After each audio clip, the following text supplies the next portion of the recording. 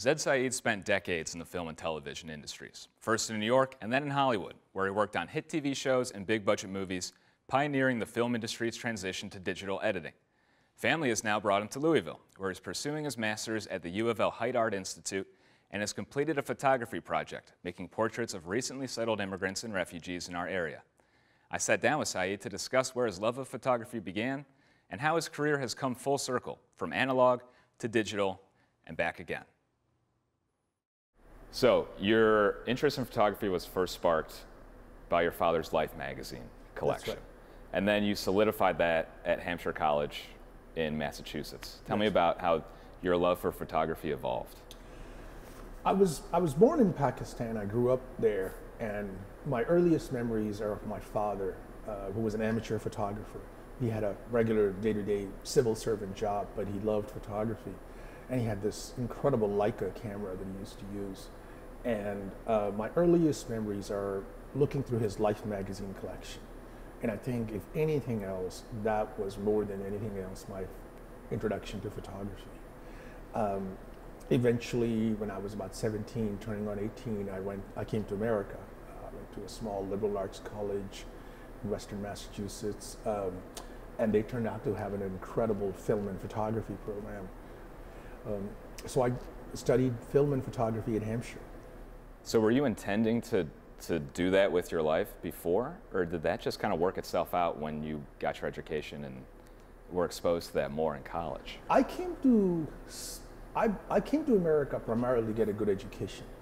And at the time that I did, computer science was a big thing. It was a new emerging field, and I was very interested in it. And I had that in the back of my mind to study computer science.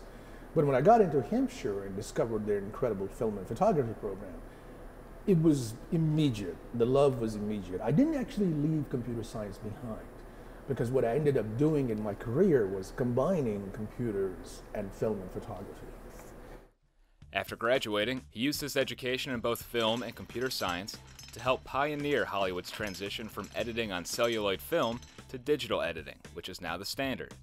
His expertise landed in work on the hit TV show Scrubs, as well as a role alongside renowned film editor Walter Murch, who was taking a new digital approach to the Academy Award-winning film Cold Mountain. In Los Angeles, I worked on hundreds of movies and hundreds of TV shows, very actively.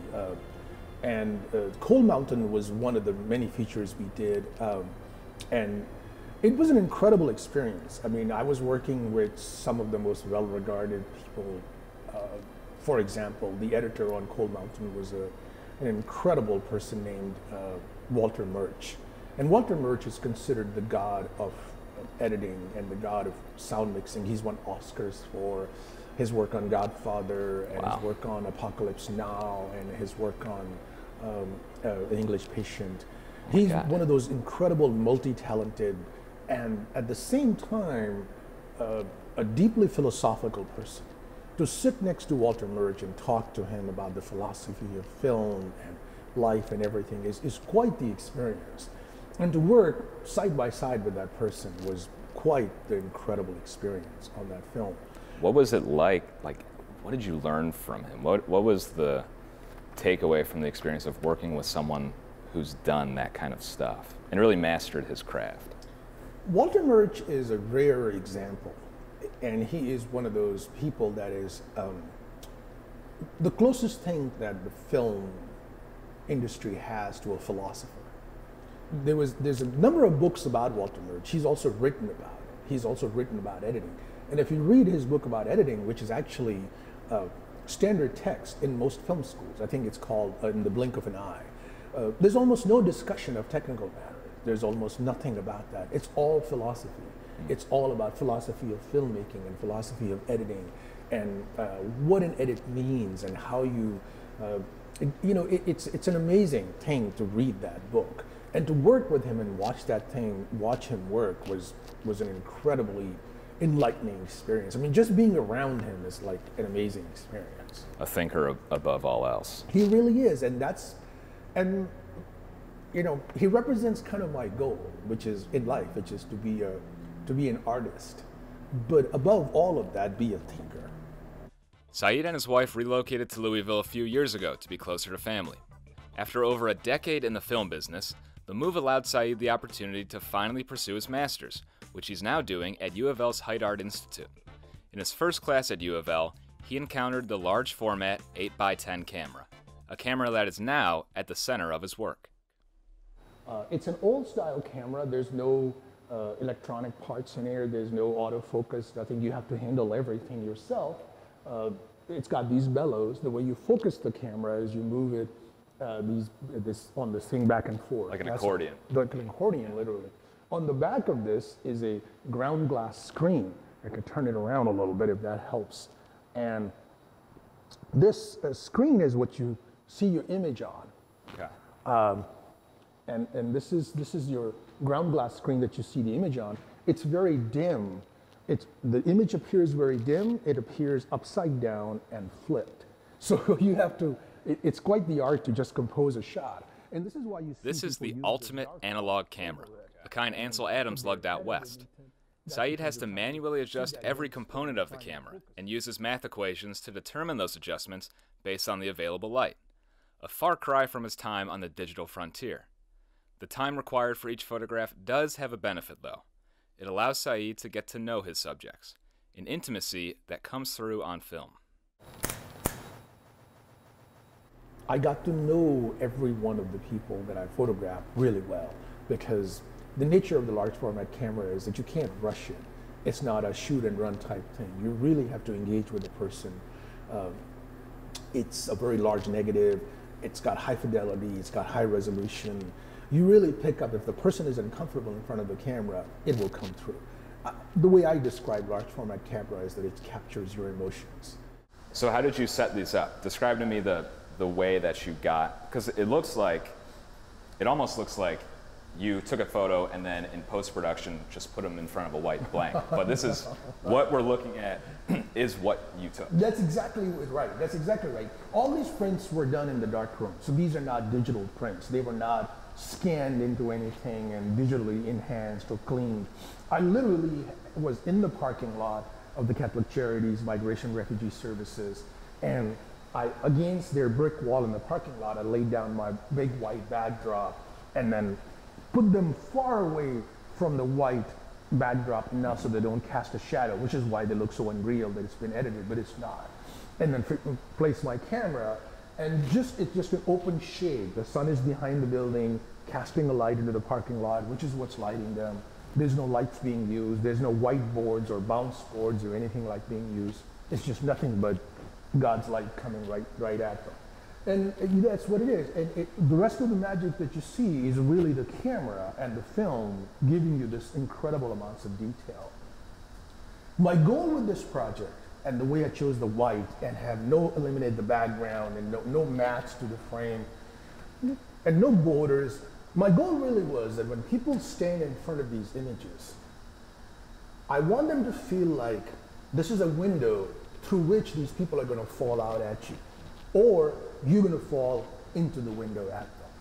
There is absolutely... As close to seeing them in person as you could get. That's what you really can do. I mean, there's no affectations. There's no softness. There's no collages. There's nothing. It's just, there's not even another person. I make sure to have each person be an individual. So when you come and stand in front of them, you really are with that person and that person. Because even if you think about it, you know, how many of us are going to actually meet 20 refugees from 20 different parts of the world? Some of us, if you work in that area or know that, probably, but this is a rare experience. You won't really get to see that. So every one of these people has their own story and coming from their own place. But were there any stories that struck you particularly harder than others? Or experiences photographing them that stand out? For me, probably, I think the most moving experience was photographing the Kurdish family. I was working there one day, and I think part of what was so great about it was so unplanned. I was out there taking photographs, and these people were coming through. And into the parking lot walks in this family, and it's a Kurdish family that has just gotten here. And they had come to Catholic Charities to have their children registered for school. They had a counselor. So I did one of the full family, because I thought it'd be for them. And then I was able to do some individual shots of that. I think that meant the most.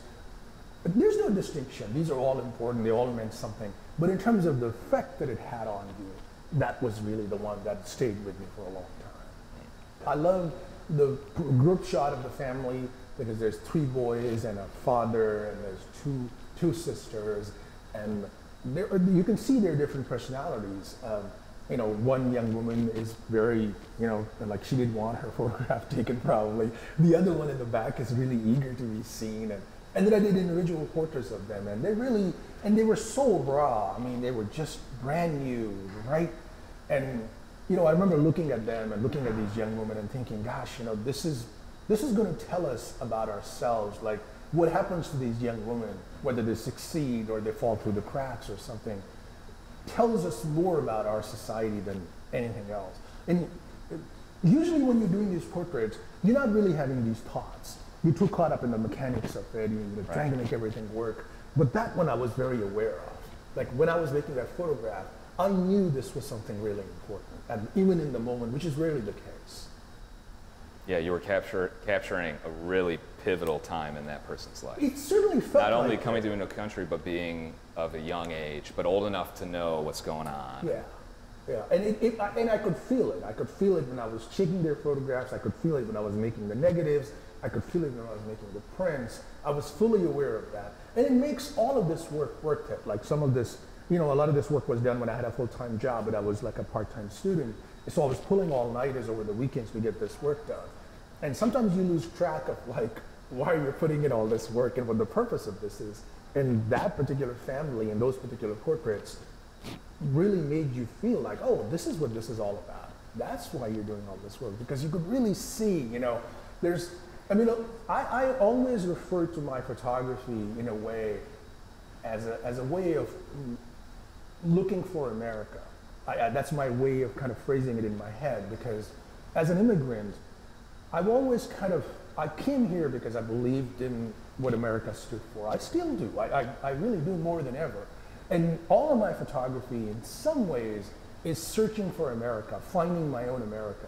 And when I was doing these photographs, that's what I felt like. Like, this to me is America. That young woman, to me, is as American as things get. We're all a nation of refugees and all a nation of immigrants. And look at all the diversity in this culture and all the things that people have brought from that culture. And that's what it felt like when I was making those photographs. My thanks to Zed for taking the time to discuss his work, and also to the University of Louisville Height Art Institute for lending us the space at their Masters of Fine Arts campus in the Portland neighborhood. You can learn more about Zed Saeed and the Catholic Charities Migration and Refugee Services at WHAS11.com.